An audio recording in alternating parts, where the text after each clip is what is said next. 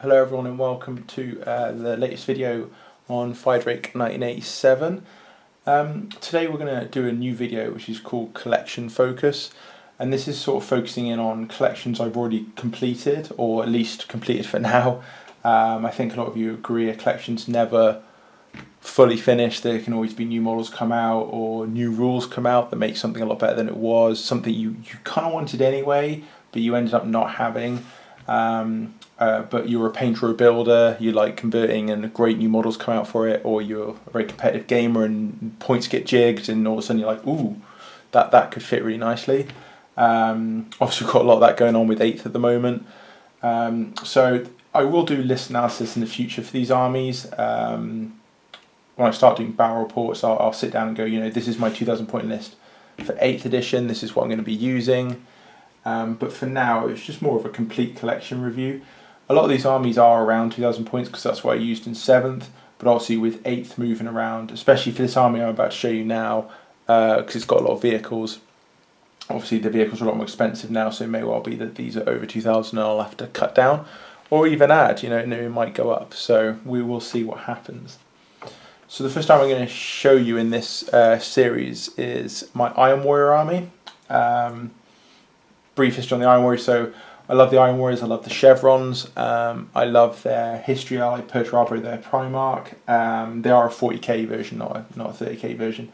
I think they're one of the few traitor legions, which I'll probably get into more at a future date, who I think have kind of a legitimate excuse for siding with Horus. I am a loyalist by default. So I hold quite a few of the traitors to account, but I think the Iron Warriors were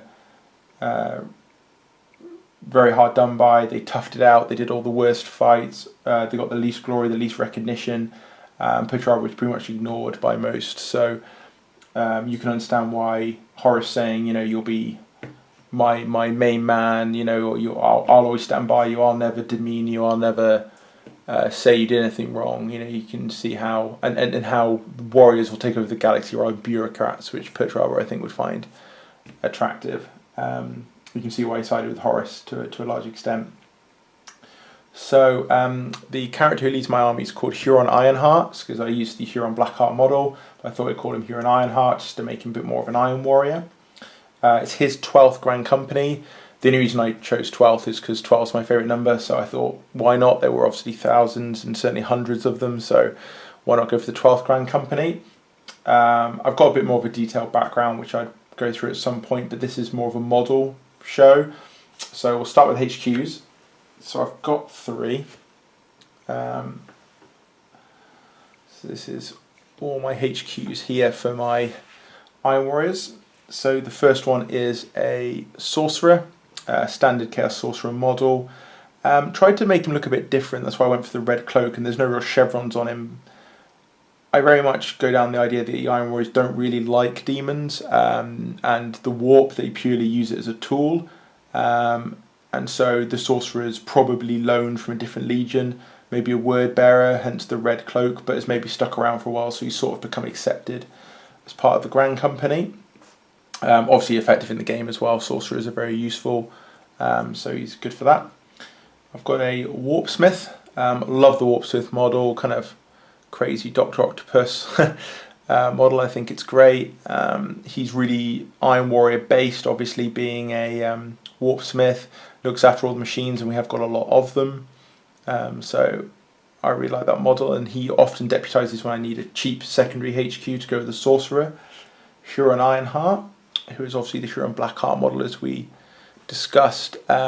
He's obviously quite good in the game, but not brilliant. The random psychic powers don't help, and he's not got Eternal Warrior, he's only toughness 4, so he's quite soft, but he's a really cool model, and it really suited what I wanted Huron Ironheart to look like, really battered and worn down, but still defiant despite it all. And he comes out in the bigger games when I can afford a few more points, basically. So that's my HQs. Put them back over there. So next up's troop choices. So I've got 2 troop choices. So I'll bring them in now. So we've got one unit of Chaos Space Marines. Sorry, I'm bringing the wrong ones there. Don't even know my own army. So we've got a unit of Chaos Space Marines, mostly armed with bolt guns. But we have got some special weapons in there as well. So the idea with these guys is that I do give them close combat weapons and Veterans of the Long War in 7th edition. That's why there's combat weapons in there as well. They're mainly there to hold objectives, sit at the back, and generally just lay down some fire with heavy bolter and plasma gun, hold objectives. They are obviously pretty tough being Space Marines, but just give them a bit of combat punch as well. I give them the close combat weapons, so they've got 2 attacks in 7th, and you've got a plasma pistol power fist as well. Obviously, I'm sure you can see lots of on the HQs as well, lots of broken Imperial Fist things on the bases. Obviously, that's who the Iron Warriors' greatest rivals are, siege warfare, etc. So that's what we went for there. So that's their role really, just sort of hold the line, lay down a bit of firepower, and that's pretty. They've been pretty good at that. They've been pretty good at that. My other troops choice, again, sort of more of a 7th edition thing, because obviously we had the Traitor Legion's book is the Obliterators. So that's these guys. Obviously an awesome unit that a lot of people use. Really multifunctional, can do anything with them. Combat, can pretty much take anything down in shooting. Super heavies are probably the only thing they're a little weak against. But they're, really good. Really good unit, and I really enjoy painting them. These are actually called the cursed ones in my army. The reason for that, I do name some of my units apart from my characters. The reason being that I like having, like I say, a lot of character in my army, but I do leave a lot unnamed as well, so when they do something cool in the game, we can move on to names then. So for instance, the Sorcerer and Warpsmith haven't got a name yet. But the reason I named the Obliterators the Cursed Ones is purely because obviously they're warp demons, and as I said, I don't think the Iron Warriors really trust them fully. They see them again as a great weapon, but almost as failed Iron Warriors, because they've fallen to the predations of the warp and accepted the machine curse, which a lot of Iron Warriors would say they would never do. They would refuse to ever do it because they don't want to be puppets to a tyrant, which is sort of how they felt when they were part of the Imperium, so they're just swapping one tyrant for another. So go on to elite choices next. So this is the unit I was going to bring in a second ago instead of my Chaos Space Marines. So I've got a unit of Chosen. They did start out life as a normal Chaos Space Marine unit, but I ended up finding I didn't have enough combat in my army, and I also found that with the Legion's book coming out, I was in a position where I could. There we go. I was in a position where I could have the Obliterators troops, and therefore this freed these guys up to potentially take on a bit more of a specialist function. So again, they've got a plasma pistol power fist on the sergeant, just to help in combat there. So that's him. So he's the leader of the unit. Again, no name for these guys yet. I haven't done anything quite heroic enough yet. I really love the chevrons, as you can probably tell. Iron Warriors, the chevrons just the best part. They just look brilliant. Yeah, I don't really know why. I mean, it's such a basic thing, just yellow and black stripes, but they just look brilliant. Really happy with them. Really happy with the way they came out. And you see they've got 2 melters and a plasma gun, and that's because they get driven around in the Rhino. Usually one of my characters goes with them. Often Huron Ironheart if he's playing. If not, the Sorcerer normally goes with them and augments them with his powers and gives them a little bit more combat punch on top of what they've already got. So you've got 2 melter guns, get up close, obviously melter some stuff. Plasma gun, partly just to have something different to the melter guns, but partly because he can deal with tanks like them, but also monstrous creatures and heavy infantry. Got the power fist and plasma pistol in combat, and then the Sorcerer. So these guys get out the Rhino, shoot off all these weapons and then can charge potentially, depending on whether you fire the plasma gun. Obviously in 8th they can get out and charge out the Rhino as well, which will be particularly useful. Just added a bit of barbed wire as well to the top of the Rhino, as well as the hazard stripes, just to give a bit more of a barbaric feel, really. Again, make it just look a bit more warlike, bit less clean cut like the loyal chapters. So these guys go forward, capture objectives, but really these guys are more of a unit to take out a target. I'll aim them at a tank or a specialist unit from the other army, and they usually do pretty well because they've got 3 attacks each. I know they're just chainswords, but they've got 4 attacks each on the charge, 3 attacks each base. They usually have a leader with them, as I say, that firepower before they charge, or that firepower plus Overwatch when they receive a charge. Usually does some pretty good damage. So yeah, happy with those guys. So that's actually all my elites. Haven't got a lot at the moment. I don't think personally in 7th edition the elite slot was very good. Mauler Fiends were average at the Mutilators were average at best. Chosen weren't amazing. I just sort of had the models and I thought they were the best of the worst bunch. I have got one of the Hell Brutes, but again, until they get 4 attacks, like a Space Marine Dreadnought, again they were soft in 7th. So it was sort of almost forced on me just with the models I had left, really. Cool. So after that, we've got 1 fortification and a load of heavy support.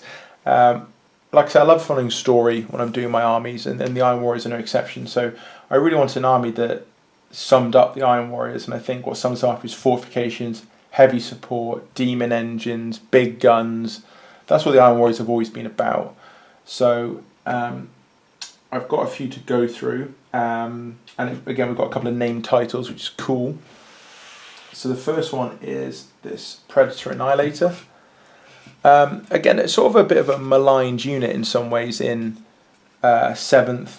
Tend to sit at the back of the board, would often get stunned or shaken, lose a last cannon or get one-shotted, you know, and it was okay, don't worry, it did some good damage, but I'm really looking forward to this in 8th. Really looking forward to how it works. With the 3 last cannons, obviously hitting on 3 still. You still got the twin link, which actually is a second shot now, so you've got 4 shots. You're still going to average the 3 hits, but you've got the possibility of 4, which is great. And obviously having D6 wounds per last cannon is really good. So in theory, this guy can put 24 wounds on somebody. The chances are monumentally low, but it can happen. And even averagely, you know, he's probably going to put, as long as you're up against too hard a tank, 2d6, which is 7 wounds, you know, against the average vehicle, which has, what, 10, 11 wounds, it's, you know, pretty good. Pretty good. You can certainly put a lot of wounds on monstrous creatures as well. So I think he's going to be a lot more valuable in the new edition, so I'm really excited to see how he does. We've then got 2 of the big guns I was talking about, which, as I said, if you're an Iron Warrior player, you sort of have to do. Have to have it. Also, couldn't miss the opportunity to do the chevrons on the siege shields. Sort of, again, standard Iron Warriors. Many people and many better painters have done it before me. So this is my sort of tribute to that. These guys are actually called the Hammers of Olympia. Again, actually, looking forward to playing them in 8th. I think they're going to be more devastating in 8th. I think they're going to be more destructive. They're certainly going to be better on the receiving end. No weapon destroyed. Thank the Chaos Gods. Thank Perturabo. We're not Chaos God followers. We're Perturabo's men. A little slip there, I apologise. The main gun can't get blown off. It can't get stunned and shaken. It's just going to sit there pounding you until you destroy it, which is such a change from 7th, and I'm really looking forward to these guys fighting. I think they're going to be great. I think they're going to work really well in tandem, so I'm really happy with that. They actually earned their name by taking down an Imperial Knight. Between them, they fired 2 volleys each and took down the Knight, and it was really awesome to see them do so well, and so I thought I would name them. So they're the Hammers of Olympia, just a standard Rhino chassis, but obviously with the big siege shield on the front and the the main gun there in the hull. So they're in pretty much every army I ever run for the Iron Warriors. Even if it's 1,000 points, I usually try and sneak the 2 of them in, just because, one, I think it's pretty intimidating, especially now because they're so hard to destroy, but also because they're so quintessentially Iron Warriors. You know, that siege breaker mentality, I think's really cool. So that's those guys. We then have a demon pack. So this is something I put together towards the end of 7th. I did have the original, swap them two around. I did have this Forge Fiend for quite a while when it first came out, really. But I wanted to add to it because I thought demon engines are very much the Iron Warriors sort of vibe. It's big armor, big guns again. You get a really good opportunity to paint the chevrons on them, which you can see I've done in abundance. And also there was the Warpsmith pack formation, which was really cool, where the Warpsmith basically hung around with these guys and they got some extra boosts, made them that much more competitive. They weren't too bad as they were, but just, you know, made them that bit more competitive, which I really happy about. So the alpha is this one here. So a little bit of a conversion as such, with the Hades autocannons going on his back rather than on his arms, because I already I thought it looked pretty cool anyway, but because I already had one as well, I really wanted to do something a bit different, so the 2 of them just didn't look the same, and I just sort of left the Mauler Fiend arms on the front, just to make it look like it can do a bit more in combat. And it lets it kind of rear up on its haunches like it's screaming at somebody. So yeah, it looks really cool. And then for the base, just used the craters. Games Workshop released the craters, so I just used half of it to plant the model on. And I've done it on a few other models because I think it looks really effective actually. I really like it. So he's the alpha of the pack, just because I think he's the coolest looking one. So he's the one who I would call the alpha of the pack in the Warpack formation, but also I kind of like to run these guys together on the battlefield anyway, but say that he's the alpha. He has actually got a name as well. He's called the Fiend of Golgotha. Obviously he's been around since pretty much when the Iron Warriors fled to the Eye and they first created demon engines. So he fought during the Gothic Wars and the different fights during that. But he actually got the name Fighting Orcs, whereas Hades Orc cannons are obviously particularly effective, their armour being low and their armour value for the tanks being low. And in one game he managed to take out 2 vehicles and 2 squads on his own, which was really impressive, was really cool. So again, he's been named there. So just to go on to the other Forge Fiend, because obviously it's the same guy but a little bit different.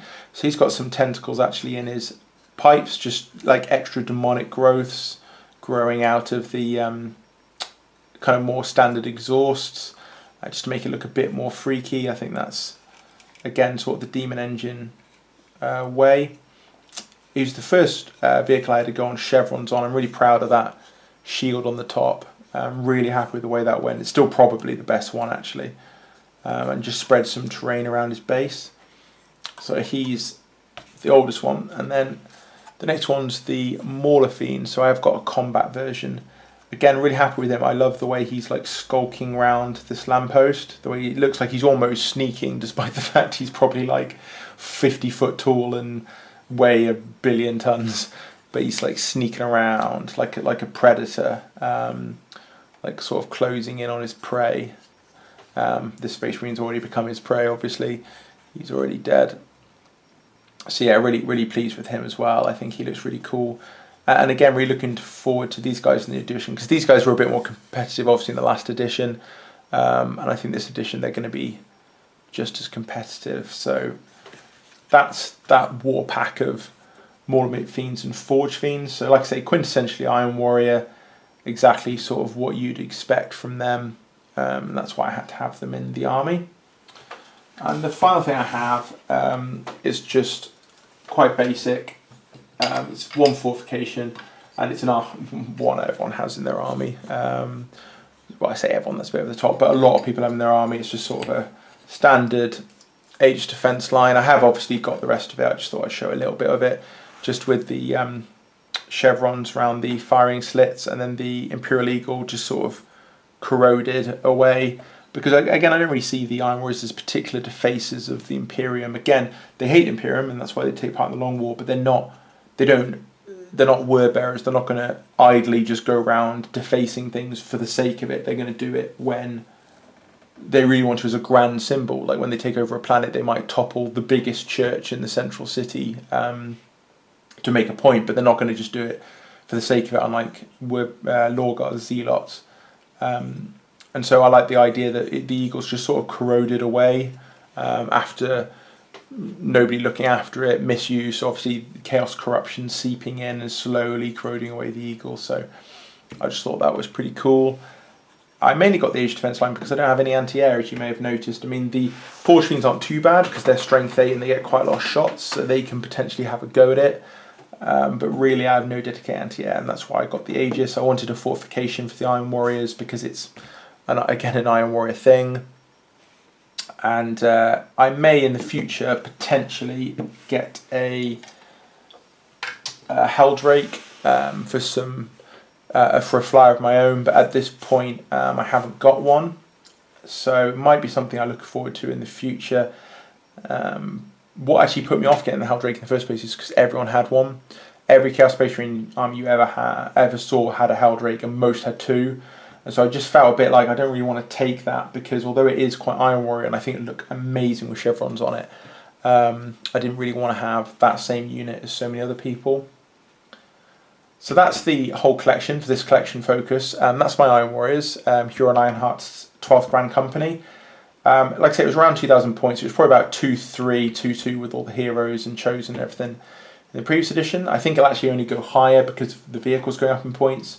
So I will come along when I've worked out a list with a list analysis for the Iron Warriors, and it will be the units, but also the exact list written out with the exact equipment, and I can let you know what I've got at that point.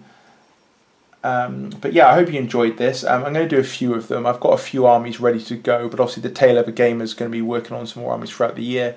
But I've got a couple more armies to show you in the future. So I hope you enjoy this. I hope it's.